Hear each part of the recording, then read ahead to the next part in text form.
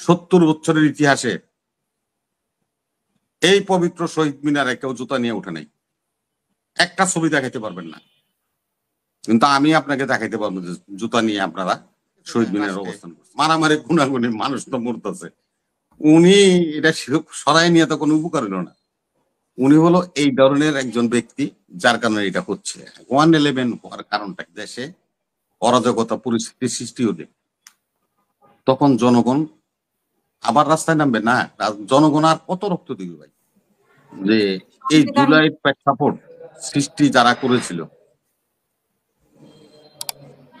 আওয়ামী দুঃশাসনের রসাতলে পড়ে নির্যাতন, গুম, হত্যা, আয়নাগর, এগুলির সৃষ্টি হয়েছিল বলেই তো ভাই একটা জুলাই বিপ্লব হয়েছে। আপনি বলেন তো ভাই, আপনার 24 দফার মধ্যে এই কথাটি লেখা আছেন? যদি কনজেন রহমতুল্লাহ না, তর্ক করবেন না, লেখা আছে কিনা জানতে চাইছি।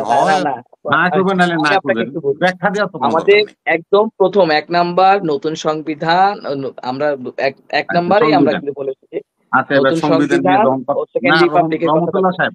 আরে ভাই আমার কাছে আছে তো ভাই, কাগজটা আছে তো। আমি সংবিধান নিয়ে কথা বলছি, এখন বলেন যে আপনারা একটা নতুন সংবিধান করবেন, এটা নিয়ে আপনার লোক একটা ডিবেট করি। আমি তো মুখ্য মানুষ, এর লেগে আমি নন মেট্রিক, আমি একটা ডিবেট করি। সেই ডিবেটটা হলো, সংবিধান একটা কাগজ, তার মধ্যে কিছু কথা লেখা থাকে। ওই যে কথা লেখা থাকে, সংবিধান নিজে ওই কাগজের মধ্যে লেখছে, সংবিধান নিজে লেখছে যে আমারে যদি তোমার পছন্দ না হয় তাহলে তুমি এটা পরিবর্তন করতে পারবা। সংবিধান নিজে কইতেছে আমারে যদি তোমার পছন্দ না হয় আমারে পরিবর্তন করতে পারবা, আমারে যদি কোনো ভুল ত্রুটি থাকে তুমি তা সংশোধন করতে পারবা, আমার সাথে যদি খাপ খাওয়াইতে না পারো তাহলে তোমাদের প্রজন্ম দরকার নতুন করে আর একটা কিছু এখানে লিখে সংযোজন করতে পারবো।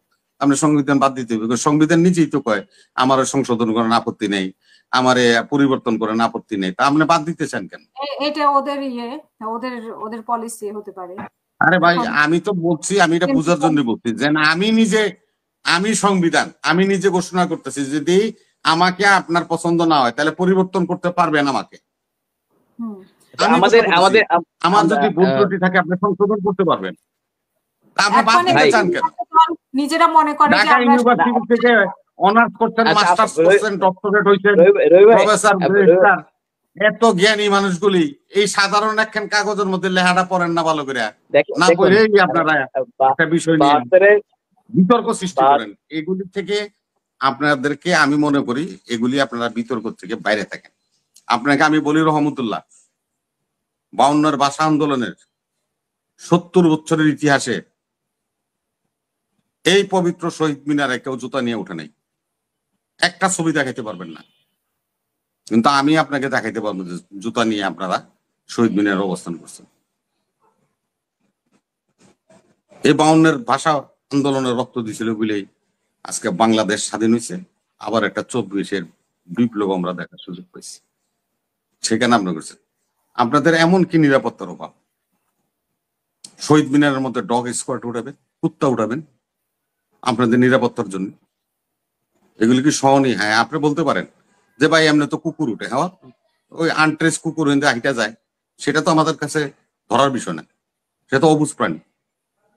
কিন্তু আপনি কেন সুশিক্ষিত ডগ স্কোয়াড নিয়ে মানে সারাদিন ঘুরে মহড়া দিলেন শহীদ মিনারের মধ্যে? এগুলি ভাই আমাদের লাগে, এই জন্য বললাম, আপনার হয়তো খারাপ লাগতে পারে, সেটা আপনার। আজকে দেখেন মুরাদনগরের একটা লোক বিল্লাল মাস্টার, সে কিন্তু এনসিপিও করে না, বিএনপিও করে না, জামাত ইসলামও করে না, কোন রাজনীতি করে না। যে আপনাদের যে উপদেষ্টা আছে সজীব ভুঁইয়া, উনি যে স্কুলে লেখাপড়া করছে, তার যে শিক্ষক শিকারানিরে মপ করে বিল্লাল মাস্টার ন্যাক্কারজনক ভাবে স্কুল থেকে বাইর করে দিছে। এই বিল্লাল মাস্টারে কে আমি তো বহিষ্কার করতে পারবো না, আমার দল করে না, শোকজও করতে পারবো না, আপনারাও করেন না, আপনাকে দলও করে না, আপনারাও শোকজ করতে পারবেন না, বহিষ্কার করতে পারবেন না। তাহলে তার বিরুদ্ধে ব্যবস্থাটা কে নিবে? প্রশাসন নিবে। প্রশাসন কি সে ব্যবস্থা নিছে? আমরা কি এই পর্যন্ত দেখছি? দেখি নেই। এগুলি আমাদেরকে ব্যথিত করে। এই সমস্ত জিনিস ভালো না, জাতির জন্য মঙ্গল না। 1/11 111 হতেই পারে, 111 হওয়ার সময় একেবারে আসন্ন। উনি তো বললেন, উনি আবার ডিলিটও করে ফেললেন। উনি যখন এই পোস্টটা দিয়েছিল তার আধা ঘন্টার মধ্যে আমাদের দলের স্ট্যান্ডিং কমিটির সদস্য সালাউদ্দিন আহমেদ সাহেবকে প্রশ্ন করছিল সাংবাদিকরা। উনি কিন্তু এই কথাটা বলছে যে দেখেন ঘন্টা দুয়েকের মধ্যে দেখবেন এই পোস্টটা নাই, উনি ডিলিট করে দেবেন, ওনার এটা চরিত্র। মানে উনি খোঁচা মানে উনি কি জানেন, ওই যে বাগদাদ শহরে শয়তান কেমনে ঢুকবে, ওই মিঠাই লাগাই দিছিল, বল্লা আইছিল, বিড়াল আইছিল, এটা যুদ্ধ লেগে গেছে বাগদাদ শহরে।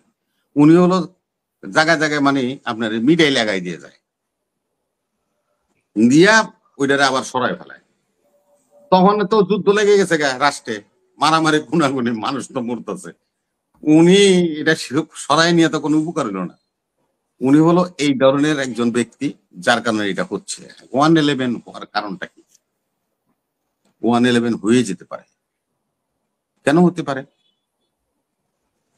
আপনি নির্বাচনের তফসিল ঘোষণা করবেন, আপনি এখন নির্বাচন কমিশনের দিয়ে ডিলিমিটেশন করছেন 39টা আসনের পরিধি পরিবর্তন করছেন, এবং আমার আফসারি ভাইয়ের কপাল খুলছে, বাগেরহাট থেকে একটা আসন আইন আবার মনে করে আমরা দিতেছি 6 নম্বর আসন। হয়তো বা এবার শিকা ছিড়বে আফসারি ভাই, কেন আসন একটা বাড়তেছে। আমার গ্রামের বাড়ি যেখানে রামপাল মোংলার আসনটাকে নিয়ে ওনাকে দেওয়া হচ্ছে।